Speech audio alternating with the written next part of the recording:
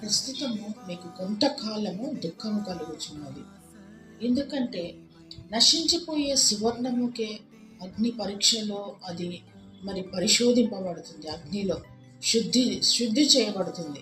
అయితే అమూల్యమైన మీ విశ్వాసము మరి ఈ శ్రమల ద్వారా పరీక్షింపబడుతుంది. కనుక ప్రతి ఒక్కరి జీవితంలో శ్రమలు వల్లనే మరి మన మన విశ్వాసం ఏందో దేవుడు పరీక్షిస్తుంటాడు కదా.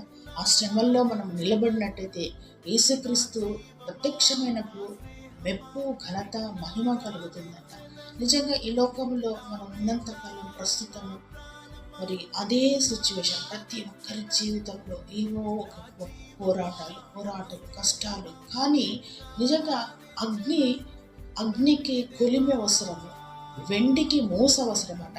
హృదయ పరిశోధనకు యెహోవాయే అవసరము. కనుక ఆయన పరీక్షించే